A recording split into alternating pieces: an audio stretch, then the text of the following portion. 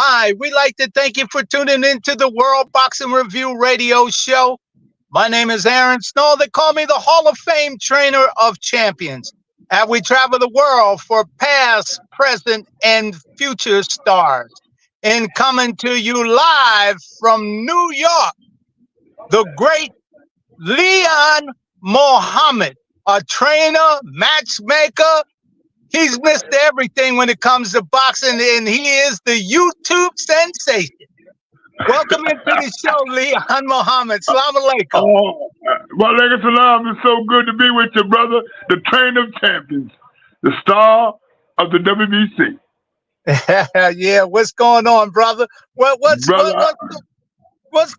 got going on? You got some clothing line or boxing something you doing? What you doing, man? We have a boxing vehicle, a van that we take around in the neighborhood with Pro Se, my partner Al Raheem.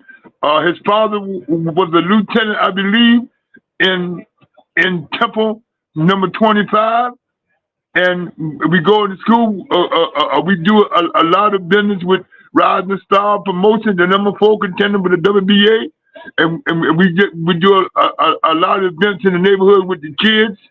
We're in the process of getting the gym, Pro Se, Al Raheem Burke, as I said before. That's my partner, and we do a lot of things, and we do a lot of camera work for Top Rank when they're on the East Coast. So I'm moving still around at 80 years old by Allah's grace, but it all started with Aaron Snowell and Duke Durden, who taught me at Don King Production a long time ago. Yo, brother, Duke Durden, what a great man, man. Former commissioner of Nevada in the 70s, went on to become vice president of Don King Production. He was a matchmaker, man. He taught a lot of people a lot of things, and I just was blessed to be around him to get some of that knowledge, and so were you. That's so. But what I will say, I'm able to do the things now because what I learned from you, Duke, and my connections come from at the Garden because of the late Bobby Goodman and his father, the late Murray Goodman, with the help. That's why I'm known, you two, known to the boxing community because of y'all four taught me to have patience and do what is right, along with the late Captain Yusuf Shaw. Oh boy, you said a mouthful when you mentioned Captain Yusuf Shaw. He was the captain of the FOI, head on the whole East Coast. He was Malcolm's partner and Elijah Muhammad's captain. Boy, you said a mouthful. What a great man, a great teacher, yes, and a great leader. And I tell people, they said, as I said in many interviews, they said, I said, without Aaron and Duke Durden, I wouldn't be on the level today, even though I was around Ali, Smoking Joe, and with Butch Lewis, the late Butch Lewis with Michael Spinks. But to get to the root of it and know how to run small shows, I never did on the big level, to run a small show. You taught me about the lighting. When I did my first show in Chicago, remember, Aaron, I called you? You said, Lily, this how you do the light. I called you crying in Chicago. You said, brother, what you crying about? I said, I'm 3 days away, Aaron. What I do about the lights? You remember that, Aaron? Yeah, I remember. Yeah, well, I told you about the lights. I did. And you went and mastered it and pulled the show off against all odds, and that's what it's all about. And there was a lot of times we needed guys, opponents, and things like that. You were always there when we called you up. The last minute thing when we needed something, you were always able to deliver, and that's a blessing. I never get. You were so busy with Julian Jackson. November 22nd, 1986, Julian Jackson was fighting in Quebec for the world title. Yeah, 154 pounds. That's right. Undefeated, matter of fact. 39-0, 39 knockouts, Yung Chung Beck was. Yeah. And we had a guy on the card that was part of the Don King's production on the show. He was Jimmy Montoya fighter, English Pedrosa. And they need a pony in front. I said, Aaron, I got a guy, but I need you to help me get Eddie Alano to bring him in, because Eddie had worked with you you and Carl King before.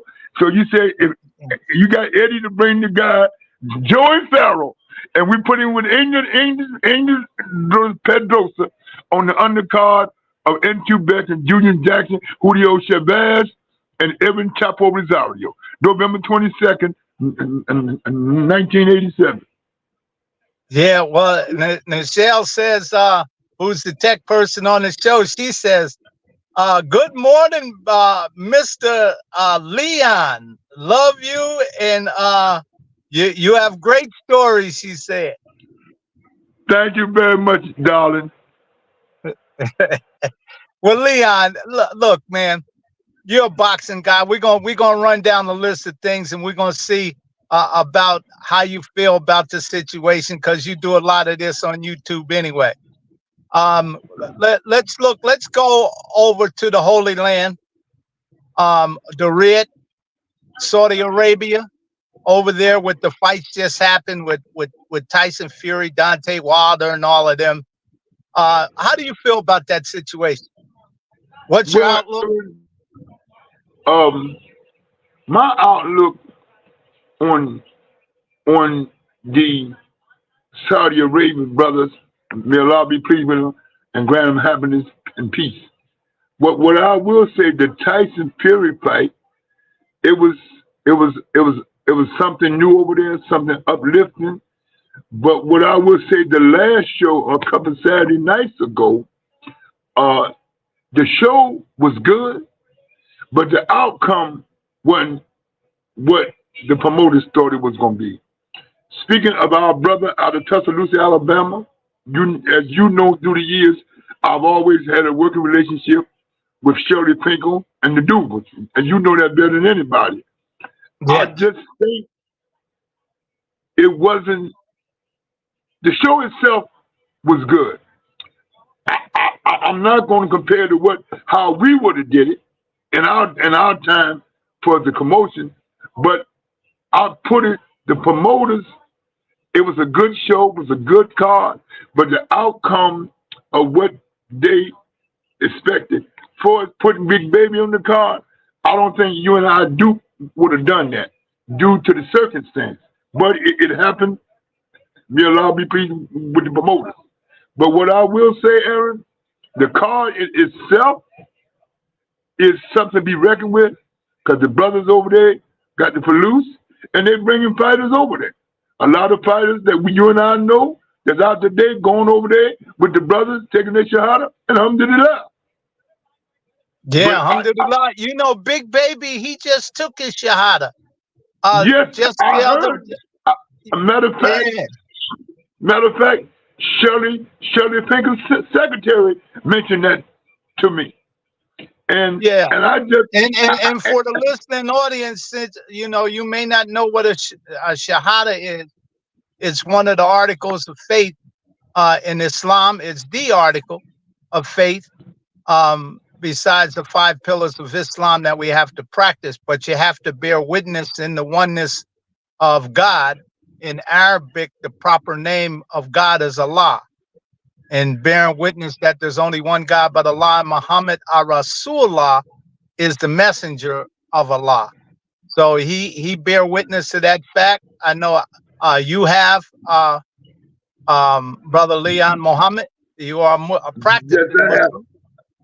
For a long time, over 50 years, coming through that first resurrection, coming to the Sunnah on Imam, on the Lady Imam, Wafdi Muhammad, Bismillah ar-Rahman ar-Rahim, may Allah go in paradise. What I want to ask you, Aaron, about that show, being a world-renowned trainer, looking at our brother, Deontay Wilder, the former WBC champ of the world, as a great trainer as yourself and my brother, where do you think he go from here? And your belief, your persona as being a legendary trainer, Hall of Famer, what's your take on Malik Scott and Mark Breland? What's your take as being a legendary trainer? Well, you know, it's all about the fighter that got his ear. I mean, the trainer that got his ear and what he can get him to do. However, I'm going to say this. There's 2 times great fighters need great trainers when they're starting off, where they can teach them the fundamental skills of their style and get them in great shape. And on the back end of their career, when they're on the other side of the mountain, where it seems like Deontay Wilder is, where you have to work on fundamental tools and really get them in shape. I think Deontay Wilder came in a little bit too light, at 212 at this part of his career. He may have overtrained a little bit. He went the distance. He got hurt in the fight. He overcame the obstacles. But there's still a lot of great things out there for Deontay Wilder if he's willing to take the time to let somebody teach him. See, we all don't know it all. And as you're in the game, you're going to keep learning, keep seeing things. That's what he needs. He needs a good trainer that understands where he at in his career, in order to get him in dynamite shape, in order to fight, and fight and win.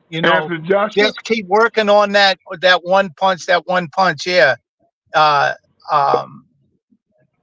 The guy he fought was ready. Joe was ready for that one trick pony, and he couldn't hit him with it. So, he got to have some different things to his repertoire of arsenal for his attack. Great punches like Julian Jackson and them Mike Tyson. You still have to work on putting your punches together to create that opening. And that's what he's going to have to do. George Foreman. What I think, Aaron, and Malik Scott come from my neighborhood. As you know, better than anybody else, the late James Shooter was my brother-in-law. And I just don't think that Malik Scott, much as I love Malik, I just don't think he's the guy for him by him being 38 years old. I love Malik. He come from our neighborhood. He grew up under the late James Shooter. I just don't think Mark Breland did a good job with him for 12 years through that situation with the first loss to Tyson Fury. I just, who being and knowing Shelly as long as you have, who would you recommend for them to bring in, Aaron, from a trainer standpoint, if the Joshua fight is renegotiated with Eddie Hearns and the Zone for March 4th? Who would you advise them? They call me up and pay me. I'll give them some advice. I'm not saying. They call me up and pay me. We'll give them some advice and we'll give them some names. I didn't speak to Shelly since he got back, but I spoke to Cecilia. She said, Leon, it was a disaster. She said, I know you love Malik. He's from y'all neighborhood in North Philly.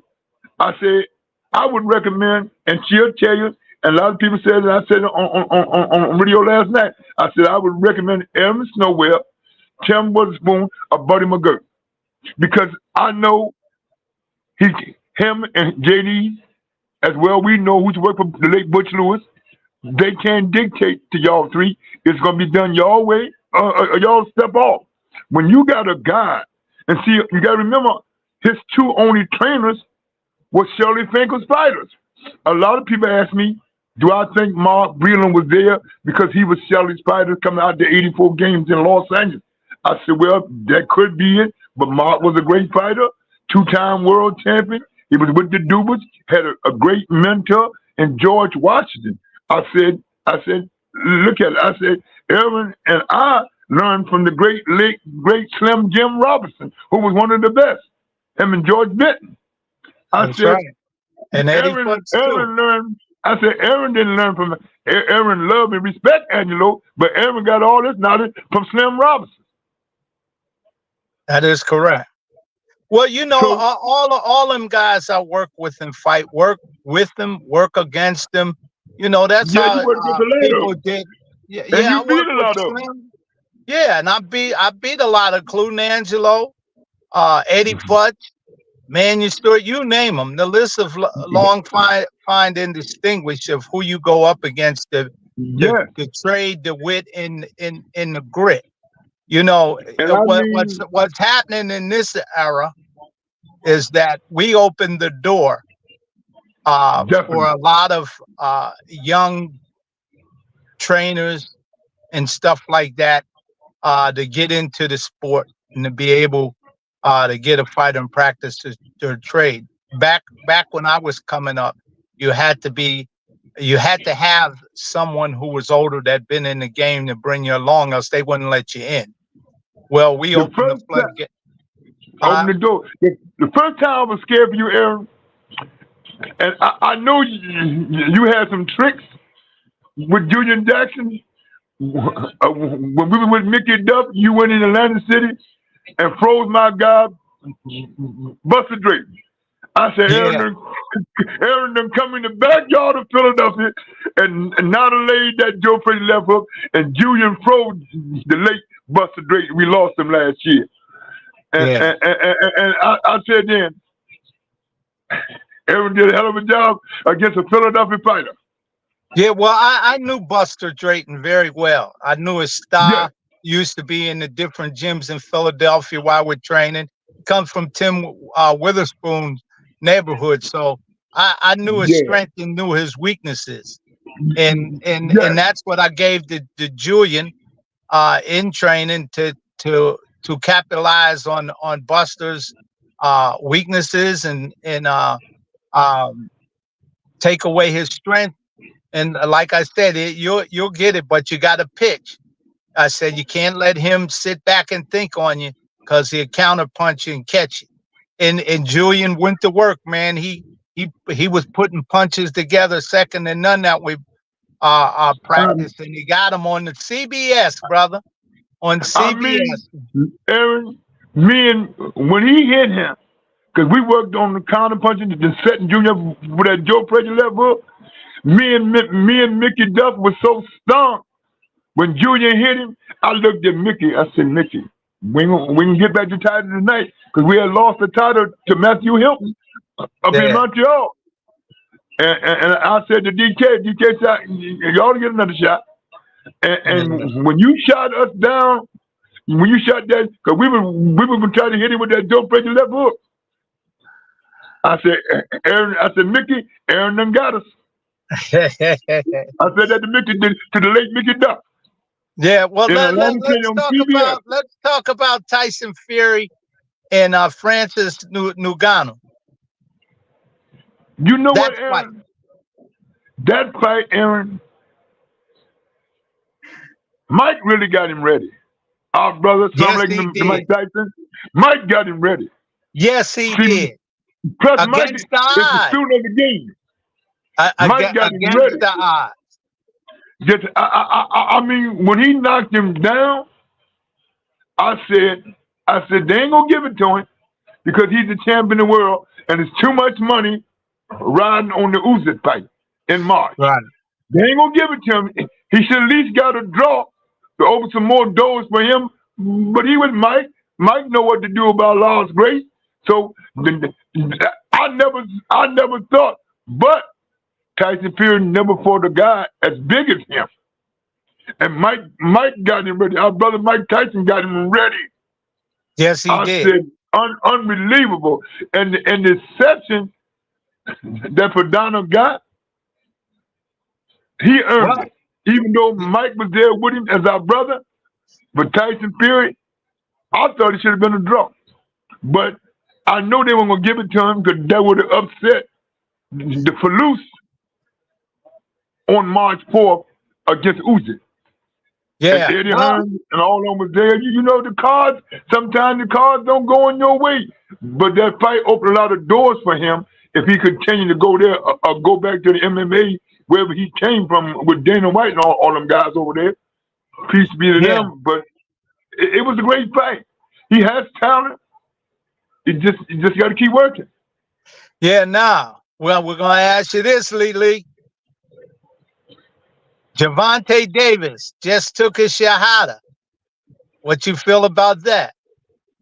And Well, Gervonta Davis. Tank Davis took his shahada. Alhamdulillah. May Allah bless him. May Allah guide him, keep him on the right path. But my problem with him, does he, as I've always learned from you and Duke and the captain, you're only good as your team. Does he That's have right. the team? Does he have the team to keep him from falling from grace? That's what I'm worried about. That is the difference between him and our brother, Devin Haney, and his father, Bill Haney. May Allah bless them on their journey. Yeah, I'm and I I'm more think concerned Devin about his Haney's team, father Aaron. should have got he should have got trainer of the year, Devin Haney's father, and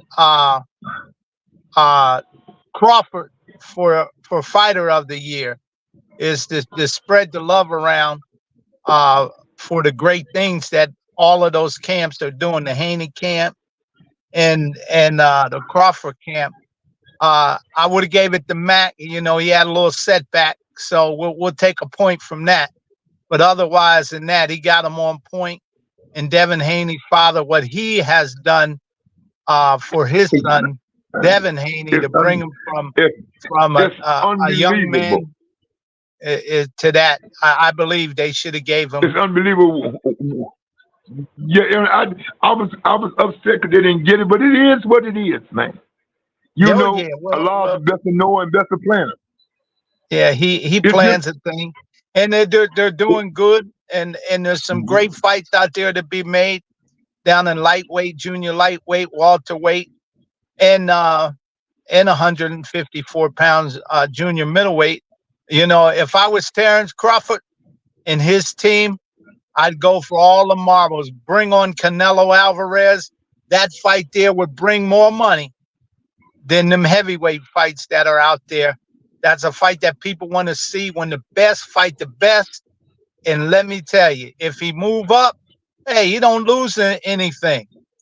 But his skill level and stuff is so good, Crawford, is that he could handle a fighter like Canelo Alvarez. You'll see a great matchup. You'll see fighters that are making adjustments and all of that, throwing combinations, throwing punches that definitely to try to get you up out of there, to knock you on your can. So I think that's a fight for the future, and I think Gervonta Davis and Devin Haney is also a great matchup, and those matchups should be made in 2024. You know what I like, Aaron, and piggybacking off of what you said, brother Aaron. I think first up, the three fights I like for Devin: Ryan Garcia, Telepima Lopez, and for the mega fight, our brother Tank Davis. Ryan Garcia brings the Palouse. Telepima Lopez and Madison Square Garden be a hell of a fight. It'll draw the crowd, not compared the height, but it'll draw the crowd compared to the fight of the century, March 8th, 1971, Madison Square Garden on a Monday night. Yeah, well, Then I Tank think Davis, Ryan Garcia and then should, Tank Davis in Saudi Arabia. I yeah, think those are the three fights that Eddie Hearns and our brother Bill Haney should consider those three fights. yeah. Well, And then Devin is set for life. Ryan Garcia should with Adrian Bronner. That's a fight that Garcia needs, is that you have a four-time champion just trying to get back into the bigger picture. He got a couple wins.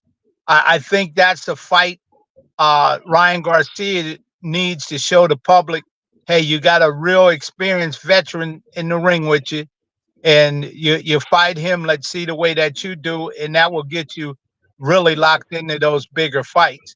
And it will give the people, you know, you got to take the little ones to get the big ones. He take that one with Adrian Bronner. I think that would put him right back on the map.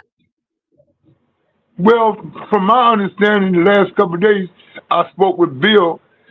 Bill informed me that Eddie had been talking to Oscar for April or May with Devin and Ryan Garcia. This is what the father informed me that Eddie have been talking to Austin Bernard.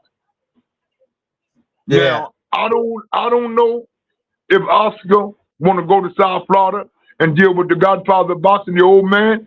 Who knows? Who knows if Oscar want to go that route? Oscar may want to go straight for the title. And Aaron, learning from you and Duke, I think going straight for the title and taking a chance it's better than going to a guy that had 4 titles. And then somebody else get that shot that Eddie Hearns is putting on the table. How would you handle it, Aaron? If that was one of your nephews, how would you handle that situation? Well, that's what I'm saying. You gotta take the little ones to get to the big ones. But Avery Cream, who is Jersey Joe Walcott's niece, she's saying good morning to you, Lee. Hello, darling. How are you? Yeah. May the former champ rest in peace. He was with us with Michael Spinks, the former heavyweight champ of the world. Yeah, well, you got the chat room lighting up like the 4th of July lately. Hey, man, you and I, we've been together a long time. But Aaron, getting back to the topic, Aaron, I'm saying, if Eddie giving Oscar what he wants and a shot at the crown, wouldn't you advise Oscar and Bernard to take the shot at the crown instead of dealing with our brother in South Florida who is 92 years old? That's gonna want more than what Oscar he gonna want more than what Oscar willing to give him. So if it was you, would you go ahead and take the produce that Eddie going to give you, or will you settle getting with a guy in South Florida? Well.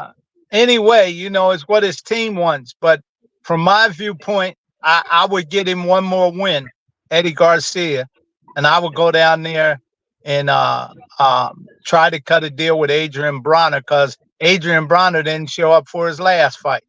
They say he was injured. However, he's trying to make a comeback. 2 guys that have in that social media platform stuff. Both of them got a lot of followers in that social media platform. It'd be a big fight. Garcia, we'll see if he's really ready for the big time.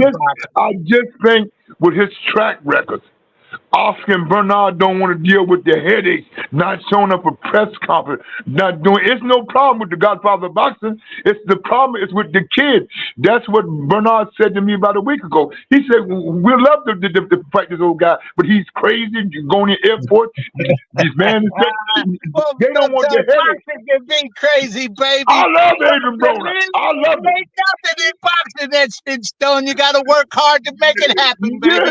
But that's what I'm saying. Either way, if he goes with Haney or Adrian Bronner, I think it's a dynamite opportunity for Garcia to prove himself all over again. That he's one of the best fighters in the world. My opinion, being around this game over 50 years, learning from you and Duke and Bobby Goodman, I would advise, like I told Bernard, you and I said, getting up in age, y'all don't need no headache. Go to the zone and get the bag. Don't worry about that kid from Cincinnati and South Florida and the Godfather of boxing. Go get the bag. Leave the headaches alone and go get the bag, because he may not show up. He may not show up. He may say his hand hurt again. He may his shoulder hurt again. Who knows? They don't. I'm saying, because I love Bill and Bernard, I don't want to see them with no headaches. I wish Adrian Broner well. May Allah bless him to get a mega fight. But hey, nobody wants headaches. Yeah, so, you got that right. On the fight wise, let me tell you, time going so fast. In closing, Lee, what do you want to tell the boxing fans in the community live over social media, YouTube, Facebook, Twitter, all of this stuff you be on, brother? What you want to tell your fans? Listen, we got some good upcoming fights. Top Rank is coming to to New York February 8th. This Friday night at the Showboat Atlantic City.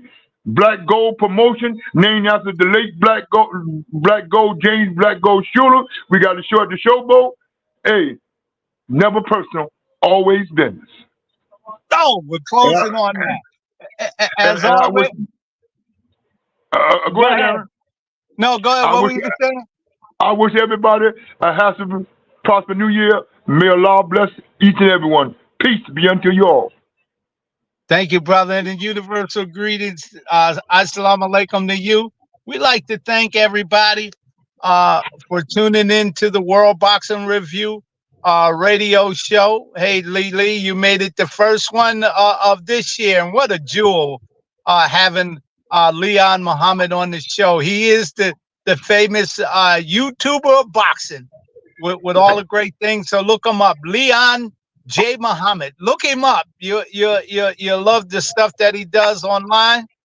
And thank you for tuning into the World Boxing Review radio show. My name is Aaron Snowell. They call me the Hall of Fame Trainer of Champions. And we travel the world for past, present, and future stars. Thank you.